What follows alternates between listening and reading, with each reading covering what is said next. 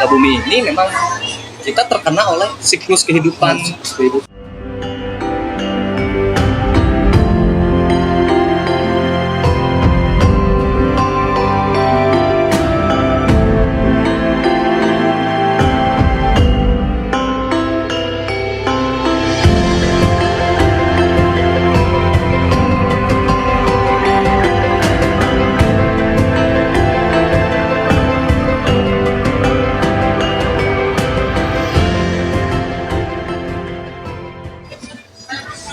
Sampurasun, salam rahayu untuk kita semuanya. Perkenalkan, nama saya Sanggara Utama.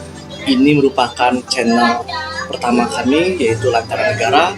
Pada siang hari ini saya kedatangan langsung tamu yang sangat istimewa, yaitu Ki Lancik Galih Rakasiwi. Ini sudah ada di samping saya. Beliau ini adalah praktisi geomansi dan metafisika. Nampaknya ini sangat seru sekali pada hari ini. Ya, gimana Bung kabarnya hari ini? Sehat? Sehat. Rahayu ya. Rahayu. Semoga Ki Lancik Galih senantiasa dalam lindungan Tuhan semesta alam, dan semoga apa yang dicita-citakan dan apa yang menjadi sebuah mimpi beliau ini bisa terwujud untuk Indonesia yang lebih berkeadaban dunia seperti itu. Ya, Ki Lancik ya, Kang Galih. Ya. Pada hari ini saya sengaja maksudnya mengundang Ki Lancik dalam rangka untuk mendapatkan pencerahan sakit seperti itu, karena memang Indonesia pada saat ini sedang dihadapkan dengan berbagai macam persoalan, dari mulai persoalan di bidang pendidikan, kesehatan, dan sebagainya. Sehingga Kang Galih ini saya undang untuk memberikan konten yang positif bagi kita semua. Semoga kita bisa mendapatkan manfaat yang akan disampaikan oleh Ki Lancik Galih. Ya, tema untuk pertemuan kali ini kita akan membahas suatu topik yang saya kira sangat menarik ya. Kemarin saya sudah berbincang dengan Ki Lancik Galih.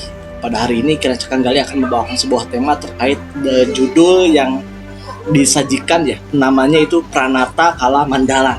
Ya, terima kasih Bung Reza karena sudah mengundang saya ya. Ya, Pranata Kala Mandala itu adalah istilah yang memang saya keluarkan karena memang dari berbagai literatur ya, baik itu sejarah maupun keilmuan yang berkaitan dengan astrologi, astronomi ataupun kosmologi, itu memang sejak dulu sudah ada, sejak peradaban canggih yang dimulai lebih kurang mungkin yang tercatat nih ya, berdasarkan literatur itu kan konon 5.000 tahun sebelum Masehi itu sudah ada peradaban, dan konsep kosmologi, astrologi ataupun astronomi itu tuh memang sudah berkembang pada saat itu. Yaitu kemudian menyebar gitu kan ke berbagai peradaban gitu ya. Mesir kuno ataupun peradaban Cina ataupun India ataupun bahkan di negeri kita yang memang dulu disebut dengan Jambu Dwipa, Jawa Dwipa atau Suwana Dwipa. Bahkan lebih jauh lagi mungkin kita sempat mendengar peradaban Atlantis ya, walaupun sekarang masih dalam Peradaban Atlantis ya. Mungkin sekarang masih dalam pengkajian para ilmuwan. Nah, memang keilmuan tersebut memang tentunya sudah dikaji dari sejak dulu kala gitu kan, hingga kemudian itu diwariskan secara turun-temurun, yang mana itu kemudian dipertahankan dan kemudian dikembangkan, yang mana menariknya itu menggugah saya secara pribadi ya, ketika saya mencoba menelusuri kebudayaan yang ada di Indonesia saat ini gitu ya, hingga saya tertarik untuk mengkaji itu. Lebih kurang ya 2010 saya sudah mulai mengkaji itu gitu kan. Nah, memang ada berdasarkan literatur itu ada beberapa hal yang memang secara istilah itu memang dipopulerkan. Ya, kalau di kita itu maksudnya di dalam literatur sejarah itu ada yang disebut dengan, kalau di wilayah Parahyangan ya, di Jawa Barat itu ada yang disebut dengan waroge. Waroge. Saat ini Waroge itu masih dipertahankan oleh masyarakat Kanekes. Oh, Kanekes ya, Ya, di Baduy itu ya. Baduy ya.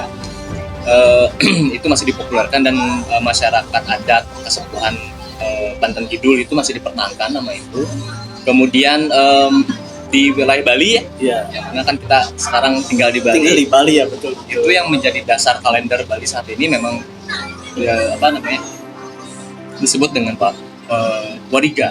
Wariga.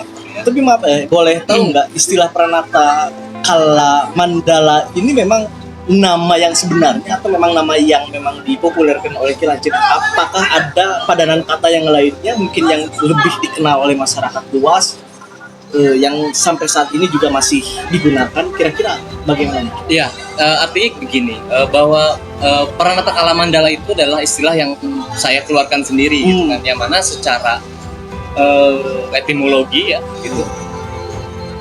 Pranata itu berarti menata. Lalu kemudian kala itu kan identiknya dengan waktu. Kala itu waktu ataupun rentang,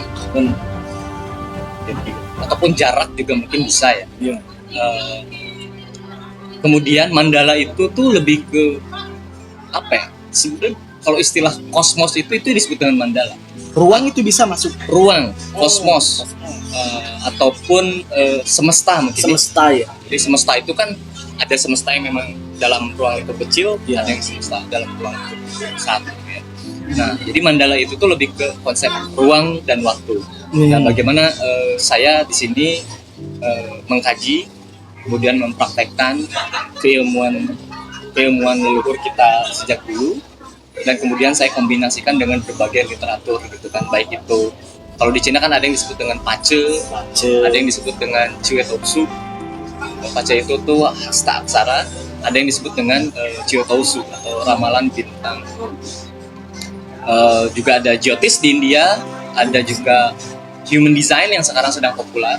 Kemudian ya karena saya tertarik dengan mengkaji peradaban gitu ya, dengan mengkaji sejarah dan keilmuan-keilmuan kuno, ya kemudian saya menemukan satu formulasi lah istilahnya. Dan ini kira-kira kalau saya bahasakan apa nih, karena ini adalah kombinasi dari berbagai tradisi, sumber. Karena memang secara perhitungan nyaris hampir sama prinsipnya, nyaris hampir sama. Makanya kemudian ini seperti hal yang saling mengisi dari sisi perhitungan ya. Dari sisi yang saya kaji itu ini tuh kok kayak saling mengisi dan saling ini, walaupun secara ruang kita berbeda gitu ya. Iya.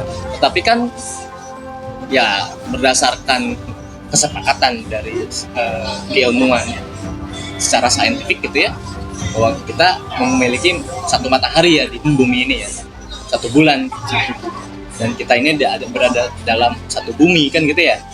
Ya ketika saya kaji ya betul, ini sangat saling melengkapi pada akhirnya.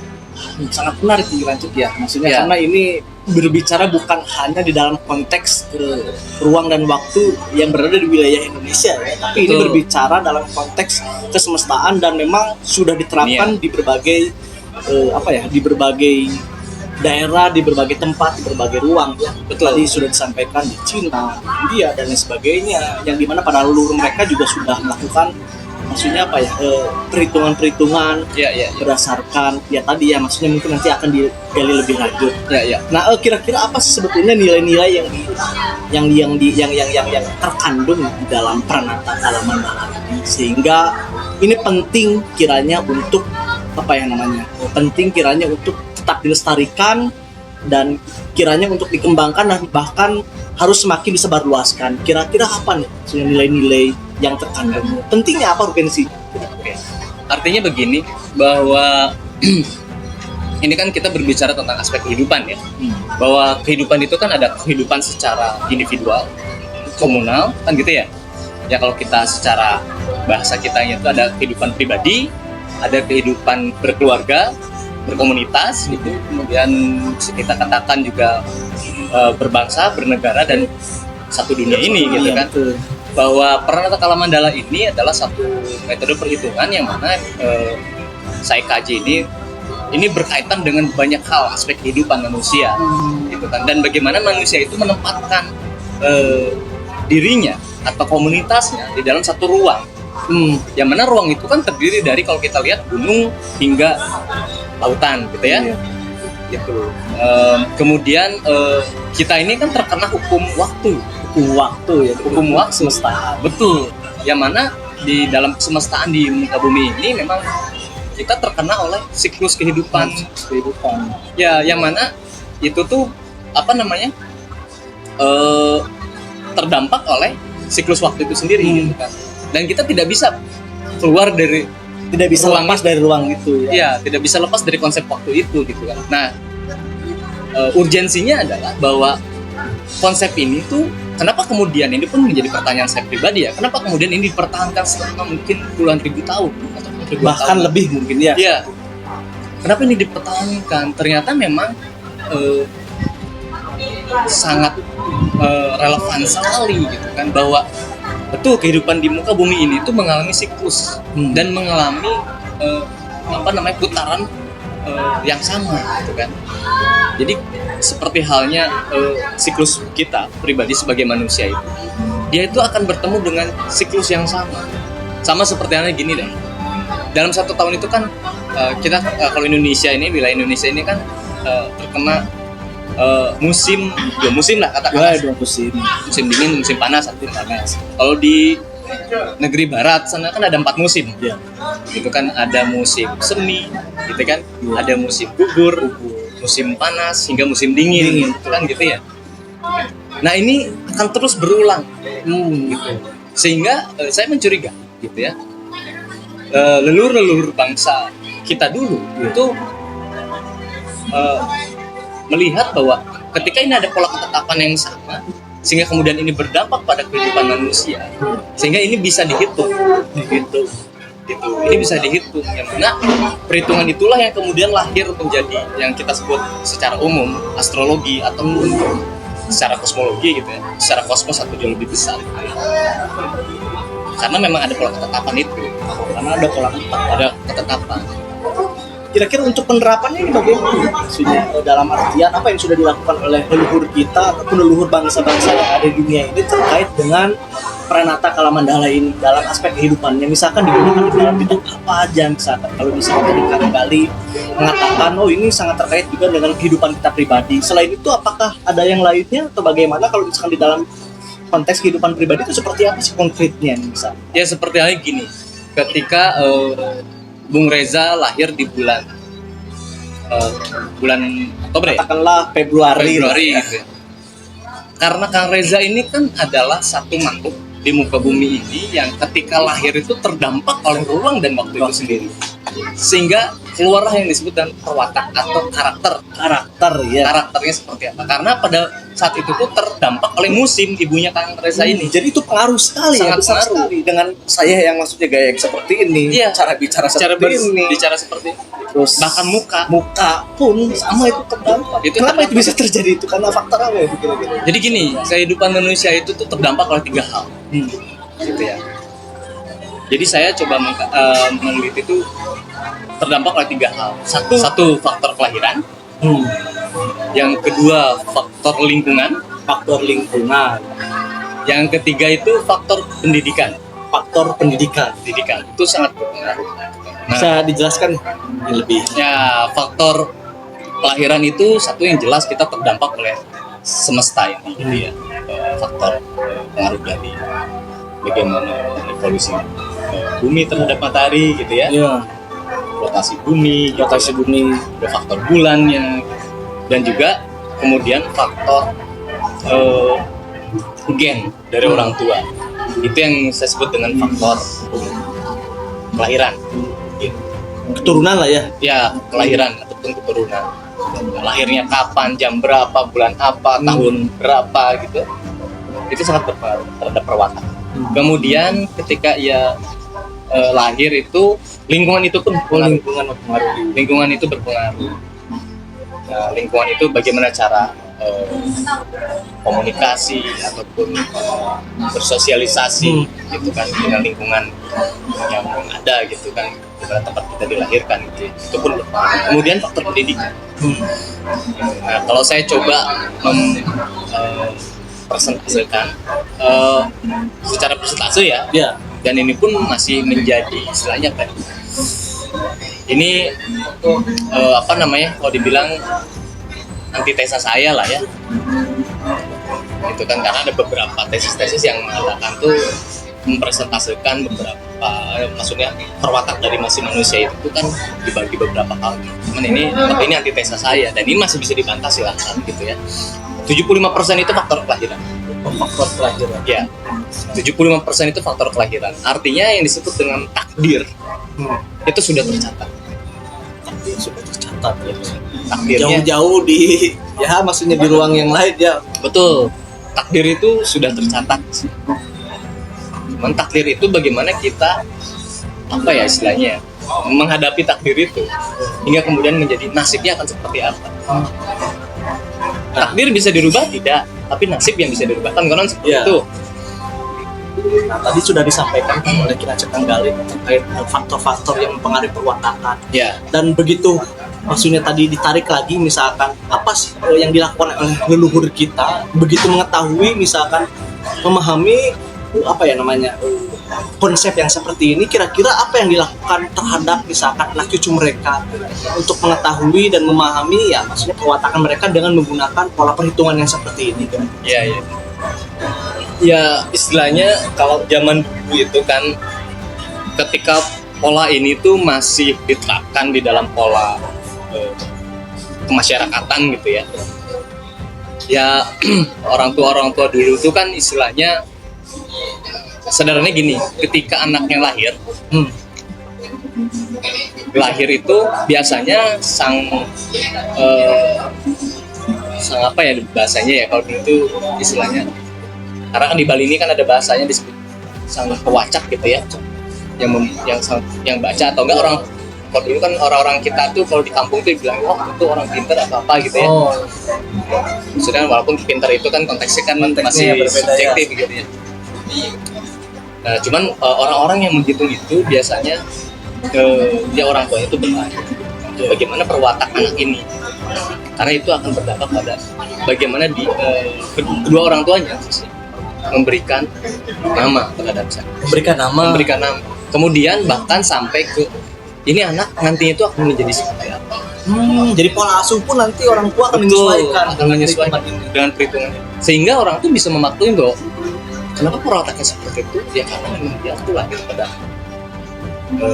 hari, jam segitu, bulan segitu, bulan saat itu. Sehingga perwataknya seperti itu. Nah, orang tua pun bisa tahu bagaimana cara menghandle ataupun bagaimana cara menghadapi membangun satu lingkungan kehidupannya, bahkan menggali minat dan bakat pun menggali minat dan bakat, bahkan ini anak cocoknya nantinya bakal jadi ini gitu kan, dokter atau menjadi resi atau menjadi bahkan raja bahkan gitu.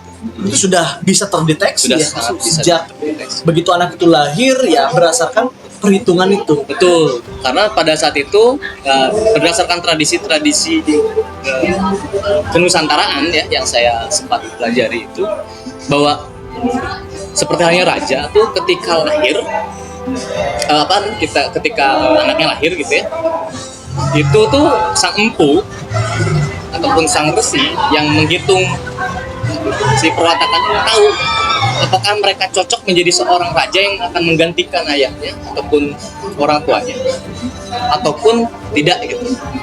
Karena tidak semua anak raja itu akan menjadi seorang raja. Gitu ya. Dan itu sudah bisa terdeteksi sejak lahiran itu. Itu dari secara ya anggaplah itu ruang kepribadian gitu, ruang keluarga ya. Kalau sekarang kan maksudnya ya orang-orang sudah nampaknya ya meninggalkan ya maksudnya konsep yang seperti itu. Kebanyakan secara umum yang saya ketahui ya, sehingga ya orang tua terkadang memaksakan kan maksudnya apa yang mau dilakukan, maksudnya apa yang pada akhirnya ya anak itu kedepannya mau seperti apa. Betul. Jadi tentunya ini sangat implementatif ya, maksudnya sangat aplikatif juga sangat untuk aplikatif. kehidupan. Betul. Ini untuk ngomongin konteks ruang pribadi ya tadi, Iya. untuk konteks kelahiran.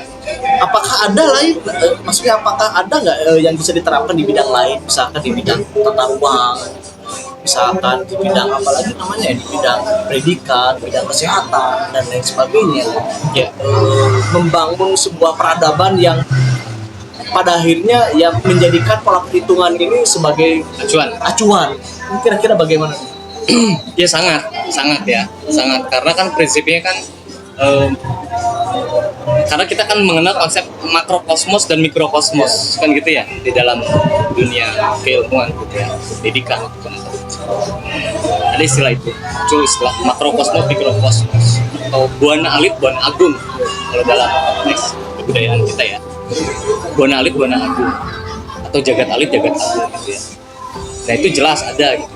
Yang mana seperti halnya konsep, kalau kita lihat dari sisi konsep kemanusiaan kita, manusia itu terdiri dari struktur tubuh, terdiri dari kepala, badan, dan kaki. Anggap seperti itu.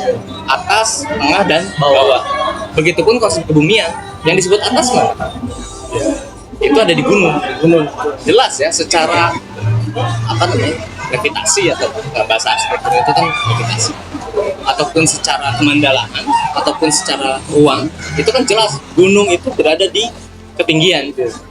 Sehingga itu oleh orang-orang dulu itu dianggap sebagai kepala. Badannya mana?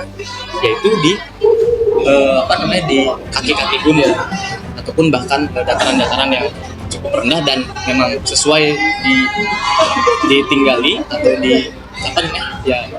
bermukim gitu ya, manusia itu bermukim gitu ya. Itu kemudian ke bagian bawah, artinya sampai ke lautan. Nah, itu jelas tata ruang itu tuh sangat artinya secara perhitungan tuh sangat bahasanya tuh sangat diperhitungkan gitu untuk penataan itu gitu kan, tata ruang itu Di mana tempat yang boleh, di mana betul tidak boleh, yang tidak dan boleh. kapan waktunya harus membangun itu Betul. Ya, menggunakan metode itu. Emang apa kira-kira dampaknya ketika misalkan kita membangun suatu kawasan di suatu tempat tanpa menggunakan perhitungan ya? Kalau perhitungan kan analisa ya, misalkan yang bersifatnya biasanya umumnya matematis kan seperti itu. Nah kalau misalkan menggunakan perhitungan skala Mandala ini seperti apa sih sebetulnya? Dampaknya gitu ya. Ya Yang misalkan di Bali nih, atau enggak di Sunda, itu bagaimana kira-kira kalau misalkan bisa dicontohkan, apakah para leluhur mereka ya nggak sembarang membangun dan waktunya pun memang ditentukan, misalkan membangun jalan, membangun rumah dan lain sebagainya. Ya mungkin kreatif. Ya artinya kalau secara dampak itu jelas, namanya manusia itu kan bertahan hidup ya. Iya. Gitu kan. Itu dalam konteks kepribadian. Begitupun dalam konteks individu gitu, begitupun dalam konteks komunal. Artinya kan bagaimana supaya kehidupan ini bisa selaras dengan kondisi alam ini gitu kan. Bisa selaras gitu kan. Yang mana kan bumi ini kan terdampak siklus gitu kan. Seperti halnya nih akhir-akhir ini kok gempa terus nih dari beberapa titik gitu kan. Nah itu kan harus diperhitungkan matang-matang gitu. Nah pola keilmuan inilah yang sebetulnya sangat relevan gitu ya, menurut saya pribadi itu sangat relevan dan masih bisa kita gunakan pola-pola. Karena bagaimanapun walaupun kehidupan ini sudah berubah, tidak seperti hal yang dulu lagi, tetapi secara perhitungan pola waktu ini kita pun sebenarnya tidak terlalu bergeser terlalu jauh sebenarnya. Hanya saja sekarang kompleksitasnya itu adalah ya ada ya bagaimanapun cakupan politik lah dan lain sebagainya, sehingga kehidupan ini berubah gitu ya. Gitu ya, artinya ini masih sangat relevan karena memang saya juga mempraktekkan keilmuan ini kan di bidang arsitektur. Nah ini kira-kira di bidang arsitektur seperti apa nih kaitannya dengan Pranata Kala Mandala ini? Ya artinya kan kita menghitung berdasarkan memang apa istilahnya keakhiran daripada si manusianya ya. Seperti halnya saya mau membangun rumah gitu kan. Klien saya mau membangun rumah. Ya saya hitung berdasarkan yang perwatak dia secara hitungan gitu kan. Karena kan ini kan ada pengelompokan ya, istilahnya kan gitu ya, pengelompokan ke barat atau timur kan gitu ya, secara arah apakah dia utara atau timur laut, timur, tenggara, selatan, barat daya, barat laut. Dan itu pun harus disesuaikan. Gitu. Terus kemudian di mana bentuk fasadnya harus seperti apa? Si fasad itu nantinya tuh istilahnya secara elemen dia membentuk elemen apa? Terus kemudian penempatan pintu rumah, di mana jendela, seperti hanya feng shui. Feng shui itu kan angin dan itu kan berkaitan dengan bagaimana kita membuat pola dari mana masuknya udara dan kemana udara itu keluar, di mana tempat kita istilahnya menempatkan bahwa udara itu memang khusus udara-udara kotor gitu ya, seperti hanya kamar mandi gitu ya, itu kan tempat pembersihan gitu kan, kita anggap sebagai wilayah yang memang kurang begitu baik gitu. Di mana itu harus ditempatkan gitu. Nah itu tuh sangat berpengaruh. Jadi dari mulai memperhitungkan tanggal atau misalkan waktu kelahiran si klien dikaitkan dengan konsep ruang yang akan dibangun. Betul. Itu sangat Betul. relevan itu. Sangat relevan, dan waktu baiknya kapan dia harus membangun. Kalau mungkin kalau di Bali kan ada upacara membangun yang disebut dengan melaspas gitu ya, bangunan itu ya. Kapan dia harus melaspas? Itu tidak bisa sembarang ya maksudnya. Ya, Baiknya sih tidak sembarangan. ya, kalau sekarang kan karena harus modernisasi ya sangat begitu luar biasa ya. Iya, iya. Hampir memporak-pondakan maksudnya apa ya, nilai-nilai yang sudah ditanamkan oleh leluhur kita.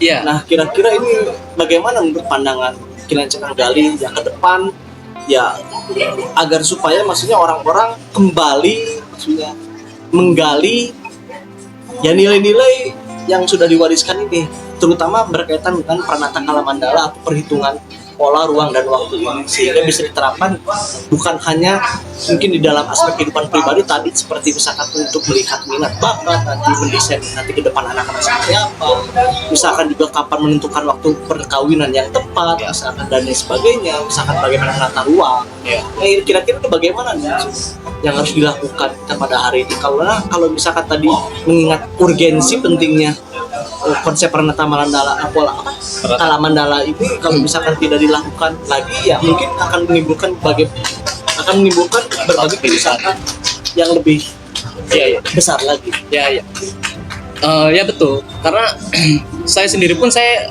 coba uji si perhitungan ini gitu ya, perhitungan yang diwariskan oleh para leluhur. Saya coba uji gitu kan, saya coba terapkan khususnya untuk saya pribadi dulu ya, dan ya saya mendapatkan ya manfaat yang luar biasa lah gitu ya, biasa gitu kan, terutama dari sisi kesehatan kan gitu ya, keluarga. Nah kemudian setelah pengujian itu ya akhirnya saya coba terapkan gitu kan, keluarga sudah sampai ke klien saya gitu kan, dan luar biasa gitu kan dampak positif. Nah artinya gini ya, kalau saya melihat bahwa ini kan kembali lagi ke cara pandang gitu ya, banyak yang masih menganggap bahwa hal ini tuh sangat klinik gitu ya. Klinik ya. Terus kemudian kuno ataupun sangat tidak masuk ya akal ya, gitu kan. Karena kan istilah metafisika ini kan cenderung gaib atau gaib. Gaib sendiri pun kalau kita artikan kan bukan suatu hal yang mengerikan. Iya. Gaib itu yang ya itu itu gaib. Iya betul, sesuatu yang tidak nampak juga Tidak, kan sebetulnya kayak internet juga kan gaib. Betul. Ya. Sepertinya gini, kata kala sendiri kala itu kan bisa berarti hitam juga ya. Kala itu bisa waktu, rentang, maknanya bisa itu. Terus kemudian hitam. Nah kalau saya boleh berpendapat, kala itu bisa berarti ukuran. Kala juga bisa berarti ukuran. Kala itu bisa berarti ukuran, gitu kan? Karena kalau kita lihat secara ini ada kala, ada skala, ada niskala, ada jati niskala. Kala, skala, niskala, jati, Niskala. Ini bagaimana? Kala Menarik. kala itu ukuran. Skala itu adalah sesuatu hal yang memang sudah terukur. Skala itu sesuatu yang sudah terukur. Terukur dia tuh yang bisa kita ukur tuh sudah masuk dalam skala. Jadi bisa Yang sudah dilihat kita bisa disaksikan. Ya, bisa saksikan. Gitu. Itu skala. Ini skala itu sesuatu yang belum bisa kita ukur. Ya itu yang tidak terlihat ya. Yang tidak terlihat Dengan mata ini ya dengan panca indera kita ataupun ya dengan berbagai alat ukur gitu. Gitu. Itu nih skala. Tetapi ketika itu sudah ditemukan, ya tidak menjadi skala. Ya menjadi Skala itu. Selagi belum ditemukan dan tidak belum bisa diukur, itu masih skala. Setelah bisa terukur dan bisa Ya, digambarkan, kita bisa sebutkan skala. bisa disebutkan skala. Skala. Dari skala nih skala, jati nih skala. Nah, jati nih skala ini yang betul-betul maha gaib istilahnya. Yang mungkin secara kemampuan manusia itu tidak bisa tercapai. Tidak bisa Itu butuh proses secara alamiah gitu ya. Entahlah, gitu. Maksudnya alam ini yang mungkin memproses itu gitu. Artinya manusia itu bagaimanapun ada keterbatasan. Itu yang leluhur kita sebut dengan jati nih skala. menarik sekali ya. Nah, saya ini menarik ya, maksudnya ingin lebih mendalami lagi ya. Karena memang ya tadi sudah disampaikan bahwa sekarang zaman sudah banyak mengalami perubahan seperti itu. Nah, kira-kira bagaimana pandangan kalian untuk sudah mengembalikan lagi ajaran leluhur yang sudah banyak ditinggalkan ini, Ya. dan supaya orang-orang pada saat ini ya mau kembali menggunakan lagi maksudnya pola perhitungan Pranata Kala Mandala ini di tengah-tengah masyarakat, sehingga tidak lagi menjadi sesuatu yang tabu nih di tengah-tengah masyarakat. Iya, artinya ya itu tadi gitu kan. Bagaimana kita memandang hal ini gitu kan, bahwa saya sih sangat menyayangkan ketika orang nggak yang belum mengerti secara sepenuhnya kemudian menganggap bahwa ini tuh tahayul lah atau gaib atau apapun. Karena ini tuh sangat saintifik. Saya bisa katakan itu sangat saintifik gitu. Sangat saintifik di mana ini tuh sangat ilmiah gitu. Karena apa? Di dalam pola perhitungan juga kita tuh melihat gejala alam. Gejala alam, betul. Seperti yang gini, kita mau membangun. Iya. Anggaplah kita mau ya membangun gitu kan. Membangun jalan, Membangun jalan. Bahkan kita juga harus lihat ya betul, cuaca atau betul. apa itu. Tapi cuacanya tuh hujan. Itu kan nggak tepat ya mungkin ya untuk membangun. Iya. Terus saya bilang, karena saya adalah praktisi, saya bilang nggak cocok membangun saat ini. Kenapa? Ya hujan. Itu sederhananya ya, itu logikanya kan seperti itu. Logikanya ya. seperti ini. Gitu. Itu hujan. Terus saya mau mendebang pohon terus. Iya. Oh nggak cocok di waktu ini sebenarnya. Kenapa? Ya kita lihat kondisi pohonnya, dia sedang berbunga sebenarnya. Sedang berbunga. Ya itu. Kan nggak cocok gitu. Iya. Kayak gitu. Terus kita lihat bahwa perwatak, anggap anak kita gitu kan. Anak ini tuh dia senang ngulik ya bahasanya itu, atau senang mempelajari suatu hal yang berkaitan dengan katakanlah otomotif gitu kan. Terus saya coba hitung. Terus saya coba coba sebutlah ramalkan gitu ya. Anak ini cocoknya masuk ke dunia otomotif. Kan sesuai kan? Iya. Karena apa? Dalam perhitungan itu tuh akan keluar perwatak-perwatak Yang memang sesuai. mengarah ke sana gitu pada akhirnya. Iya. Gitu. Nah, hal-hal itu yang kemudian saya pikir gitu ya. Ya ini sangat saintifik gitu kan. Entah kenapa bahwa dalam keilmuan secara akademis itu ini masih dianggap sebagai pseudoscience. Karena memang betul astrologi ini tidak, artinya gini, ketika siapapun yang praktisi metafisika yang mengkaji soal astrologi itu dia tidak bisa berhenti di astrologi saja. Tidak Tapi bisa, harus ya kalau bisa dia lanjut ke astronomi, bahkan kosmologi. Artinya dasarnya astrologi, nanti astronomi, baru kosmologi. sebenarnya kalau atau nggak ada secara tahapan urutan seperti itu, secara urutan sih enggak. Kalau kita lihat kan astrologi dan astronomi itu kan ada di dalam kosmologi. Ada di dalam kosmologi bagaimana mempelajari konsep kesemestaan ini gitu ya. Nah baru cabang-cabang astronomi itu kan mempelajari secara fisika, Iya. gitu kan, bagaimana gejala-gejala planet-planet gitu ya, yang bahkan ada nantinya Dan itu sangat geografi, logis ya, maksudnya geologi. makanya muncul seperti ilmu fisika, Betul. ilmu geografi, Betul. dan lain sebagainya yang Betul. dibawa ke dalam ruang pendidikan formal ya. pendidikan formal. Sebetulnya mereka pun menggunakan itu ya, maksudnya dari apa ya, dunia kebaratan sana yang dibawa ke sini gitu. Padahal kita pun kan sebetulnya punya ya, maksudnya Betul. punya ajaran leluhur dari nenek moyang kita, leluhur kita dari bangsa Nusantara yang kaya akan literatur ya. Ya bahkan literatur itu pun tidak hanya yang tertulis, seperti halnya dari penamaan-penamaan tokoh, penamaan-penamaan wilayah, penamaan-penamaan artefak-artefak ya kebudayaan gitu ya. Itu pun bisa dijadikan literatur gitu.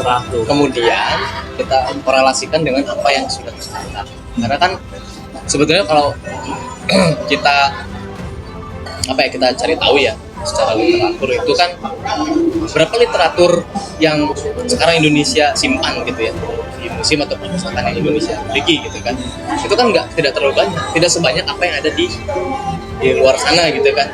Artinya kan kita punya keterbatasan. Nah hal-hal itu yang saya rasa tuh makanya ilmu pengetahuan ini akan terus berkembang. Kalau kita cenderung kaku dalam hal ini adalah menyimpulkan satu keilmuan itu, ini ilmuwan ini tuh nggak sesuai, nggak cocok dan bahkan tidak relevan, ini kan yang itu sangat sangat rapuh dan sangat masih bisa diperdebatkan. Seperti halnya konteks ya Pranata Kala Mandala ini ya, perhitungan ini. Kenapa saya bisa bilang ini sangat saintifik? Karena memang hal ini bisa dipertanggungjawabkan dan beberapa literatur masih bisa kita temukan gitu kan. Kenapa kemudian Cina sekarang masih berkembang begitu pesat? Karena mereka pun menggunakan literatur ini salah satu. Jadi kayaknya pembahasan ini nggak cukup ya, maksudnya dengan durasi 45 menit, 1 jam, kayaknya masih banyak yang harus dibicarakan nih, betul nggak? Iya, boleh. Karena memang, waduh, mengingat ya waktu juga ya lumayan lah ya, maksudnya karena kan ini ngomongin perhitungan waktu kan. Iya. Tapi saya kira maksudnya pokok pembahasan ini sangat penting ya, maksudnya untuk terus dielaborasi dan untuk terus didalami dan dipertajam lagi. Mungkin nanti saya mohon maksudnya kepada Kinancik Tenggali untuk melanjutkan kepada chapter yang kedua ya. Baik. Kira-kira selain daripada apa yang sudah disampaikan tadi, ada nggak pesan-pesan maksudnya untuk chapter yang pertama ini yang hendak ingin disampaikan kepada masyarakat terkait dengan konsep Pranata Kala Mandala ini? Kira-kira seperti apa dari Bung Gali? Ya Lebih tajam lagi silahkan. Terima kasih Bung. Artinya kalau saya boleh kutip ya satu kalimat ya. Ya ini saya coba Indonesiakan saja ya, bahwa hidup itu kita tidak boleh sembarangan. Perlu kita perhitungkan matang-matang dari apa yang akan kita segala hal yang memang akan kita putuskan itu tidak boleh secara gegabah ataupun tidak boleh secara tanpa keilmuan yang mendasar ataupun dengan semena-mena gitu kan. Semua harus dihitung atau semua harus dipertimbangkan, bahkan semua harus betul-betul kita hitung secara sempurna gitu ya. Sudah dalam hal ini adalah kita hitung secara matang-matang. Itu sih kalau menurut saya, bahwa konsep Pranata Kala Mandala ini mengajak masyarakat untuk lebih peduli lagi terhadap individu atau pribadinya, keluarganya, lingkungan, masyarakat, bahkan negara, bahkan dunia ini gitu kan. Bahwa melupakan ajaran leluhur. Oh iya, jangan pernah, karena memang di sana banyak literatur sebetulnya gitu kan. Kenapa kita tidak boleh? Ya tidak boleh, karena di sana banyak literatur yang masih bisa kita kaji dan masih relevan untuk kita kita jalankan di zaman yang Sekalipun super berada di modern. tengah-tengah modern ini. Iya. Masih sangat relevan. Banyak hal-hal yang masih sangat relevan untuk kita jalani di kehidupan kita saat ini. Gitu. Ya, siap. Baik, terima kasih untuk waktu dan tempatnya. Sama-sama, semoga bermanfaat. Yang jelas pada hari ini saya sangat bahagia. Mungkin nanti di sesi berikutnya kita diskusi lebih panjang lagi, dan tentunya pasti akan lebih mendalam di Lentera Negara sebagai salah satu ruang edukasi dan pemikiran, termasuk juga perjuangan. Untuk itu saya ucapkan terima kasih sekali lagi kepada Bung Gali dan kepada seluruh hadirin yang sudah meluangkan waktunya untuk menonton. Dan jangan lupa kita terus berjuang dan senantiasa memberikan kabar gembira kepada semesta. Mungkin itu saja yang bisa saya sampaikan. Rahayu Sagung Dumadi. Ayo.